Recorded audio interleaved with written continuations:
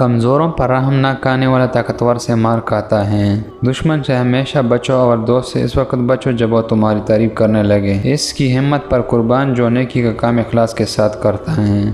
بد سرشتوں کے ساتھ حسن سلوک ایسا ہے جیسا نیکوں کے ساتھ بدی کرنا۔ ہرس آدمی ساری دنیا لے کر بھی بھوکا رہتا ہے اور کانیا آدمی ایک روٹی سے بھی پیٹ بھر سکتا ہے۔ بخیل آدمی کی دولت اس وقت زمین سے نکلتی ہے جب وہ خود زمین چلا جاتا ہے۔ مطلع غم اور اداسی کا بہترین علاج ہے۔ راستے کی پہچان نگاہ رکھنے والے مسافر بے پر کا پرندہ ہے۔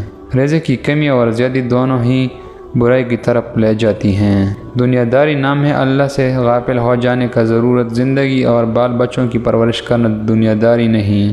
مصیبت کو پوشیدہ رکھنا جوان مردی ہے۔ جو کوئی اپنے کمائی سے روٹی کھاتا ہے اسے حتم توئی کا احسان نہیں لینا پڑتا۔ اچھی عادت کی مالک نیک اور پاک دامن عورت اگر فقیر کے گھر میں بھی ہو تو اسے بادشاہ بنا دیتی ہیں۔ عقل مند آدمی کو کبھی بڑا کام کسی ناتجربہ کار کو نہیں سونپتا۔ بیکار بولنے سے منہ بند رکھنا بہت ہی بہتر ہے۔ سانپ کے بچے بھی سانپ ہوتے ہیں اس لیے ان کی حفاظت کرنا بے وقوفی ہے۔ فتنہ انگیز سچائی سے مصلحت آمیز جھوٹ بہتر ہے۔ آہستہ آہستہ مگر مسلسل چلنا کامیابی کی علامت ہے۔ بوڑھا ہو جانے پر بچپن کو چھوڑ دو اور ہنسی مذاق دل لگی جوانوں کے لیے رہنے دو۔ یہ ضروری نہیں جو خوبصورت ہو وہ خوبصورت بھی ہو۔ کام کی چیز اندر ہوتی ہے باہر نہیں۔ عورتوں سے مشورہ کرنا تباہی کا باعث۔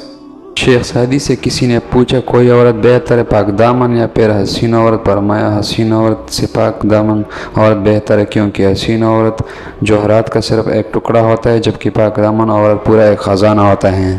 خدا کی دوستوں کی اندھیری رات بھی روز روشن کی طرح چمکتی ہیں۔